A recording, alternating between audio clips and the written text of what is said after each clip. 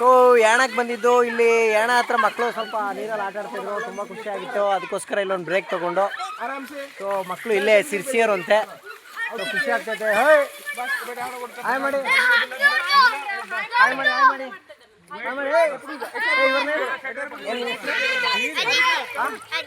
ಅದಕ್ಕೆ ಏನು ಓದ್ತಾ ಇರೋದು? Fourth class. ಎಲ್ಲಿ ಸಿರ್ಸಿಲ್ಲ? ಚೆನ್ನಾಗಿ ಓದ್ಬೇಕು. ಯಾನ ಟ್ರಿಪ್ ಬಂದಿದ್ದೀರಾ? ಓಕೆ, ತುಂಬ ಸಂತೋಷ. ಊಟ ಮಾಡ್ಕೊಂಡು ಹೋಗ್ಬೇಕು, ಆಟ ಆಡ್ಕೊಂಡು ಹೋಗ್ಬೇಕು ಅಂತ ಅನ್ಕೊಂಡ್ ಬಂದಿದ್ದಾರಂತೆ. Okay, thank you. ಥ್ಯಾಂಕ್ಸ್ ಹೇಳು. ಸ್ನೇಹಿತರೆ, ಎಲ್ಲರೂ ಹೇಗಿದ್ದೀರಾ? ಚೆನ್ನಾಗಿದ್ದೀರಾ ಅಂತ ಅಂದ್ಕೊಂಡಿದ್ವಿ. ಯಾಣಾಗೆ ಹೋಗ್ಬೇಕಾದ್ರೆ ಪುಟಾಣಿ ಮಕ್ಕಳು ಸಿಕ್ಕಿದ್ರು. ಅಲ್ಲಿ ನೀರಿತ್ತು, ತುಂಬ ಖುಷಿ ಆಯಿತು. ಅವ್ರ ಹತ್ರ ಒಂದು ಡ್ಯಾನ್ಸ್ ಮಾಡಿದೆ. ಸೊ ಯಾಣ ಹತ್ರ ಬಂದಮೇಲೆ ಅವರು ಕೂಡ ನಮ್ಮನ್ನು ರೆಕಗ್ನೈಸ್ ಮಾಡಿಬಿಟ್ಟು ಅಂಕಲ್ ಅಂಕಲ್ ಅಂತಂದರು. ತುಂಬ ಖುಷಿ ಆಗ್ತಿದೆ. ಸೊ ಅವ್ರ ವೀಡಿಯೋ ಕೂಡ ಯೂಟ್ಯೂಬಲ್ಲಿ ಅಪ್ಲೋಡ್ ಮಾಡ್ತೀವಿ.